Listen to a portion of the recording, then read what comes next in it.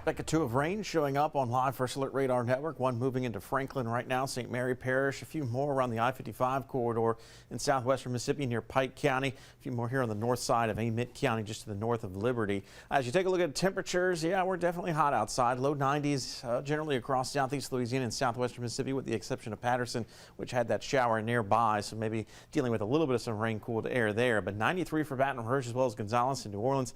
92 currently in Hammond and 90 right now in Macomb. So going to be hot for Live After 5 starting in roughly about 45 minutes from now. 91 degrees the temperature at the start of the event, and then we'll be dropping down into the low 80s by the end of it. Mostly clear skies, so we're not expecting any rainfall here in Baton Rouge to ruin the party for the Walrus, a Beatles tribute band. What about the weekend ahead, though? Will we have any impacts there? Well, the heat's going to be probably the big weather story once again. We've got highs reaching the low to mid 90s for area wide. Average should be in the upper 80s, so we're not quite there.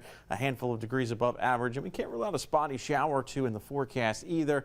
I think a sprinkle may linger to around kickoff time frame, but probably not for around Metro Baton Rouge. We'll show you futurecast in just a moment, so don't really worry about rain chance for kickoff. Maybe could have a passing sprinkle or two for tailgating purposes, though. Temperatures dropping down from the 80s into the 70s, so it's still going to be quite warm as we go into Tiger Stadium. Here's a look at futurecast, and we're going to start you out Saturday morning at 9 a.m. A few clouds around, but no rain to this point. No rain to the point of 12 p.m., but watch what happens shortly thereafter. We start to see some specks of rain starting to show up and a few around Metro Baton Rouge. That's why we can't rule out maybe a stray shower or two for tailgating purposes. But watch as we get towards 6:45 and kickoff.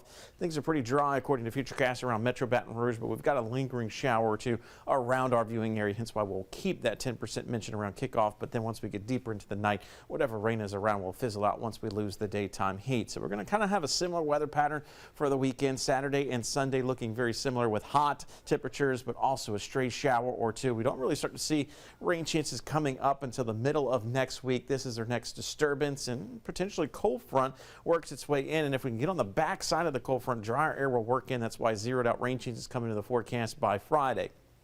So fast forward Futurecast all the way to Wednesday, and you can see for the morning hours and then into the afternoon, a few showers out ahead of our disturbance in our cold front. So the cold front kind of swinging in as we go into Thursday, kind of sweeps its way through during the afternoon and evening hours, and then eventually we get on the back side of the front. And so there's that drier weather trend it looks like as we get into Friday. In terms of a cool down, don't expect much. We may see a handful of degrees difference between kind of the midpoint of the work week next week to the end point of the week, but it's not going to be probably all that noticeable.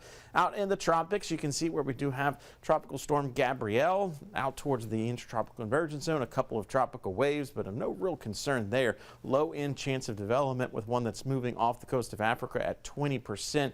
As they get a little bit closer to, say, the Lesser Antilles, Hispaniola, maybe even the Bahamas, we'll keep our eyes out. Long-range models suggest we could see some development of these two systems as they get closer to here, so we'll watch for that, but nothing of any consequence for us as of yet. According to those long-range models, you can see Gabrielle twisting back out to sea, so it, too, no threat to land areas at this time. 10% mention of a shower in the forecast Saturday and Sunday. Don't worry about that for your outdoor plans. Keep them. You are going to be just fine.